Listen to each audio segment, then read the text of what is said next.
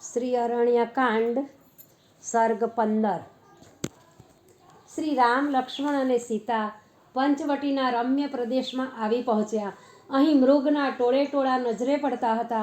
તેમણે લક્ષ્મણને કહ્યું કે હે ભાઈ, મુનિએ બતાવેલ સર્વ વર્ણન આ પ્રદેશને અનુરૂપ જ છે, માટે આ પંચવટીનો પ્રદેશ જ હોવો જોઈએ।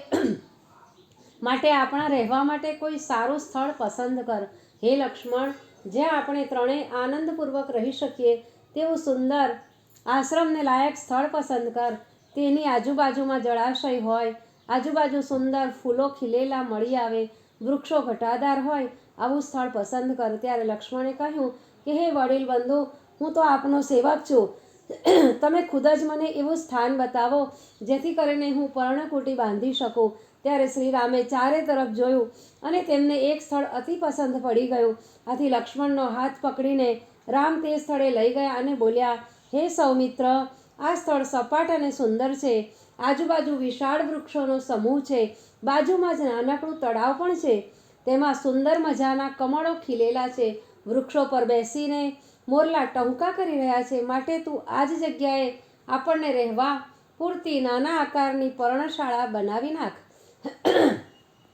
લક્ષ્મણને આજ્ઞા આપીને રામ અને સીતા એક વૃક્ષના છાંયે બેઠા। લક્ષ્મણે પર્ણકુટી માટે વનમાંથી સૂકા લાકડા ભેગા કર્યા, પછી તેને બાંધવા માટે વૃક્ષોની છાલ તથા વેલાઓ ભેગા કર્યા। પછી જોત જોતામાં લક્ષ્મણે એક વિશાળ પર્ણશાળાનું નિર્માણ કર્યું। પછી સ્નાન માટે લક્ષ્મણ નદી તટે ગયા। ત્યાંથી શુદ્ધ જળ, કમળના પુષ્પો અને વૃક્ષો પર પાકેલા ફળો ઉતારીને પર્ણશાળા પાસે આવ્યા। પછી તેમણે રામની આજ્ઞા લઈને પર્ણકુટીની અંદર વિધિપૂર્વક દેવપૂજન કર્યું અને વાસ્તુપૂજન કર્યું। તે સમયે છાંયે બેઠેલા શ્રી રામ સીતાને બધું સમજાવતા હતા। તેમણે વાસ્તુપૂજનની વાત કરી એટલે સીતાએ તેનું મહત્વ પૂછ્યું। ત્યારે રામે હર્ષપૂર્વક કહેવા માંડ્યું, હે સીતા, વાસ્તુપૂજનનો મહિમા અતિ મોટો છે। હું તમને ટૂંકમાં કહીશ। દેવોના શિલ્પી વિશ્વકર્મા છે। વિશ્વકર્માના એક પુત્રનું નામ વાસ્તુદેવ છે। વિશ્વકર્માએ એવું વરદાન આપ્યું છે કે તારા ભાઈઓ મહેલ, મકાન કે ઝૂંપડીનું નિર્માણ કરશે, તેમાં સૌપ્રથમ તારો નિવાસ થશે। તારું પૂજન કર્યા પછી જ અન્ય વ્યક્તિ નિવાસ કરી ક્ષેમકુશળ રહેશે। અગર કોઈ પૂજન કર્યા વિના નિવાસ કરશે તો તેને નિરાશા સાંપડશે। આથી કોઈ તારો ઉપહાસ કરી શકશે નહીં। આમ વાતો કરી રહ્યા હતા ત્યારે લક્ષ્મણે આવીને રામને પર્ણકુટીમાં પ્રવેશ માટે પ્રાર્થના કરી। અતિ સુંદર બની ગયેલી પર્ણકુટી જોઈને રામને આનંદ થયો। હે વીર બંધુ, તે જલ્દી પર્ણકુટી બનાવી આપી, આથી હું તને ધન્યવાદ આપું છું। મારી પાસે ભેટ આપવા લાયક કોઈ વસ્તુ નથી, માટે મારી છાતીએ ચાપીને સંતોષ પામું છું।